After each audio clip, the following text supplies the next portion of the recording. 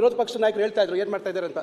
ಈಗ ನಮ್ಮ ಗಮನಕ್ಕೆ ಮೊನ್ನೆನೇ ನನ್ನ ಗಮನಕ್ಕೆ ಬಂತು. ತಕ್ಷಣ ನಮ್ಮ ಉನ್ನತ ಶಿಕ್ಷಣ ಇರೋ ಕರ್ನಾಟಕ ಸ್ಟೇಟ್ ಹೈಯರ್ ಎಜುಕೇಷನ್ ಕೌನ್ಸಿಲ್ನ ಉಪಾಧ್ಯಕ್ಷರಿಗೆ ಕೂಡಲೇ ಹೋಗಿ ಅಲ್ಲಿ ಏನು ವಸ್ತುಸ್ಥಿತಿ ಏನು ಅಂತಕ್ಕಂಥದ್ದು ಅದರ ವರದಿ ಕೊಡಬೇಕು ಅಂತ ಹೇಳಿದೀವಿ. ಅದರಿಂದ ನಾವು ಯಾರು ಸುಮ್ಮನೆ ಕೂತಿಲ್ಲ. ನಮ್ಮ ಗಮನಕ್ಕೆ ಬಂದ ಕೂಡಲೇ ಈಗಾಗಲೇ ಅವರು ಹೋಗ್ತಾ ಇದ್ದಾರೆ.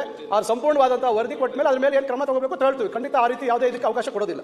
ಓಕೆ ಸಭಾಧ್ಯಕ್ಷರೇ, ಫೈನಲಿ ಕನ್ಕ್ಲೂಡ್ ಏನು ಎಜುಕೇಷನ್ ಹೇಳೋದಾದ್ರೆ, ಸರ್ಕಾರಕ್ಕೆ ಇವರು 350 ಕೋಟಿ ಕೊಡಬೇಕಾಗುತ್ತೆ ಒಂದೊಂದು ಯೂನಿವರ್ಸಿಟಿಗೆ ಅಂತ ಅವ್ರ ಕಲ್ಪನೆ ಇದೆ.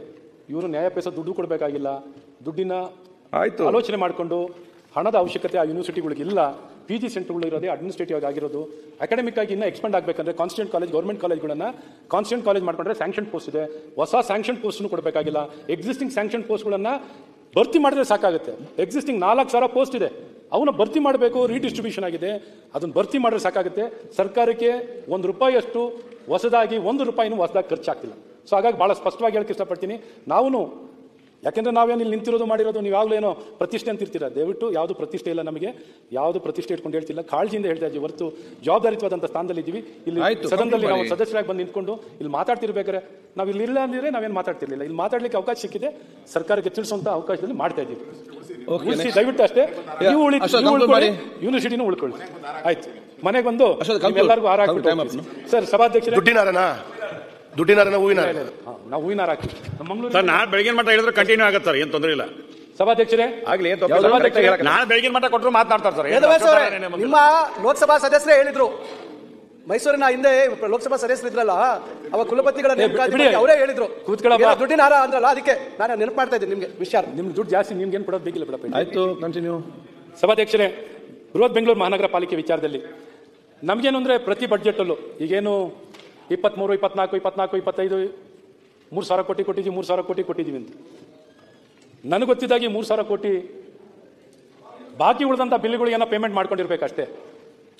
ನಮ್ಮ ಕಾಲದಲ್ಲಿ ಘೋಷಣೆ ಆದಂಥ ಕಾಮಗಾರಿಗಳಿಗೆ, ನಮ್ಮ ಕಾಲದಲ್ಲಿ ಘೋಷಣೆ ಆದಂಥ ಕಾಮಗಾರಿಗಳ ಕೆಲಸ ಆಗಿರೋದಕ್ಕೆ ಬಿಲ್ ಪೇಮೆಂಟ್ ಮಾಡ್ತಿರೋದು 3,000 ಕೋಟಿ ಬಳಕೆ ಮಾಡಿರ್ಬೋದು. ಯಾವುದೋ ಇವರು ಸರ್ಕಾರದಿಂದ ಕೊಟ್ಟಿರುವಂಥ, ಈ ಸರ್ಕಾರ ಅಧಿಕಾರಕ್ಕೆ ಬಂದಾದ್ಮೇಲೆ ಸರ್ಕಾರದ ಹಣದಲ್ಲಿ ಒಂದು ಕಾಮಗಾರಿನೂ ಆಗಿಲ್ಲ. ಒಂದು ಎರಡನೇದು, ಇವತ್ತು ಬೆಂಗಳೂರಿಗೆ ನಮಗೆ ವಿಶೇಷವಾಗಿ 1,000 ಕೋಟಿ ದುಡ್ಡನ್ನು ಕೊಡ್ತಾ ಇದ್ದೀವಿ, 1,000 ಕೋಟಿ ಹಣವನ್ನು ಕೊಡ್ತಾ ಇದ್ದೀವಿ. ಕೊಡ್ತಿರೋದು ಏನಿಲ್ಲ, ಬರೀ ಬ್ಯಾಂಕ್ ಗ್ಯಾರಂಟಿ ಕೊಡ್ತಾ ಇದ್ದಾರೆ. ಏನೊಂದು 18,000 ಕೋಟಿ 20,000 ಕೋಟಿ ಏನು ಟನ್ನಲ್ ರೋಡಿಗೆ ಬ್ಯಾಂಕ್ ಗ್ಯಾರಂಟಿ ಕೊಡ್ತಿರೋದಾಗ್ಲಿ, ಅಥವಾ ಬೆಂಗಳೂರು ಬಿಸ್ನೆಸ್ ಕಾರಿಡಾರ್ಗೆ ಏನಾರು ಅದಕ್ಕೂ ಏನಾರ ತಮಗೇನಾರು ಗ್ಯಾರಂಟಿ ತೊಗೊಳ್ತಿರೋದಾಗ್ಲಿ. ₹1 ಬೆಂಗಳೂರಿಗೆ ನಾವು ಹೇಳಬೇಕು ಅಂದರೆ ಮೆಟ್ರೋ ಇಂದ ಹಿಡಿದು BWSSB ಇಂದ ಹಿಡಿದು ನೀವು ಯಾವುದೇ ಬೆಂಗಳೂರಿನಲ್ಲಿ ಆಗುವಂಥ ಅಭಿವೃದ್ಧಿಗೆ ಶಿವಕುಮಾರ್ ಅವರು ಹೇಳೋ ಮಾಡೆಲ್ನಲ್ಲಿ ಸೆಲ್ಫ್ ಫೈನಾನ್ಸಿಂಗ್ ಮಾಡೆಲ್ಗಳು ಇಲ್ಲಿ ಇರೋವೆಲ್ಲ, ಅಲ್ಲಿ ಉತ್ಪಾದನೆ ಆಗುವಂಥ ಹಣದಲ್ಲೇ ನಿರ್ವಹಣೆ ಆಗ್ತಿರೋದು. ಬೆಂಗಳೂರು ಅಂತನ್ನುವಂಥದ್ದು ಇವತ್ತು ಯಾರ್ಯಾರು ಯಾವುದ್ಯಾವುದೋ ಡಿವಿಷನ್ ಕಂಪೇರ್ ಮಾಡ್ಕೋತಿದ್ರು. ಬರೀ ಕೇವಲ ಬೆಂಗಳೂರು ನಗರದಲ್ಲೇ 1.5 ಲಕ್ಷ ಕೋಟಿ ಜನಸಂಖ್ಯೆ ಇದೆ ಸಭಾಧ್ಯಕ್ಷರೇ. 1.5 ಕೋಟಿ ಜನಸಂಖ್ಯೆ, 25% of the population of Karnataka is in Bengaluru.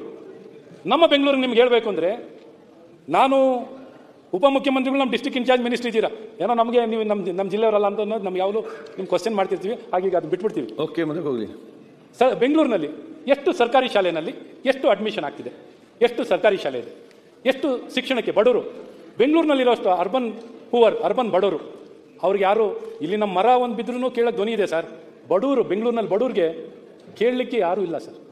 ಇಂಥ ಬಡವರ ಪರವಾಗಿ ನಾನು ಹೇಳೋದಾದರೆ, ಇಲ್ಲಿ ಕನಿಷ್ಠ ಏನೊಂದು ಪ್ರಾಥಮಿಕ ಒಂದು ನರ್ಸರಿ ಅಥವಾ ಪ್ರಾಥಮಿಕ ಶಿಕ್ಷಣ ಸಿಗ್ಲಿಕ್ಕೂ ಒಂದು ಕೃಷಿ ಆಗಲಿ ವ್ಯವಸ್ಥೆಗಳಿಲ್ಲ. ಸಂಖ್ಯೆಗಳು ತಗೊಳ್ಳಿ ಸರ್.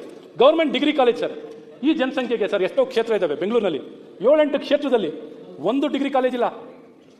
ಫಾರ್ ಎಕ್ಸಾಂಪಲ್ ನಮ್ಮ ಎಂ ಕೃಷ್ಣಪ್ಪ ಅವರು ಇದ್ದಾರೆ ಸರ್, ಅವರ ಕ್ಷೇತ್ರದಲ್ಲಿ 12 ಲಕ್ಷ ಜನಸಂಖ್ಯೆ ಇದೆ ಸರ್, ಒಂದೇ ಒಂದು ಗೌರ್ಮೆಂಟ್ ಡಿಗ್ರಿ ಕಾಲೇಜ್ ಇಲ್ಲ, ಒಂದು ಪಾಲಿಟೆಕ್ನಿಕ್ ಇಲ್ಲ, ಒಂದು ITI ಇಲ್ಲ. ಒಂದು ನನ್ನ ಕಾಲದಲ್ಲಿ ಬೆಂಗಳೂರಿಗೆ ರಂಗನಾಥ್, ನಾನು ನನ್ನ ಕಾಲದ ಹೇಳ್ತಾ ಹೋದ್ರೆ ಮಾಡ್ಕೊಬೇಡಿ. ನಿಮ್ಮ ಟೈಮಲ್ಲಿ ಏನ್ ಮಾಡಿದ್ರಿ? ಕೂತ್ಕೊಳ್ಳಪ್ಪ.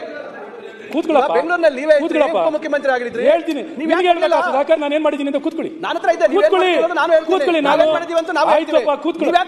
ಬೇರೆ ಯಾರು ಇದ್ದಿದ್ರೆ ಒಪ್ಕೊಳ್ತಾ ಇದ್ದೆ, ನೀವೇ ಇದ್ರಿ. ಆಯ್ತು, ನೀವು ಕೇಳೋ ಪ್ರಶ್ನೆ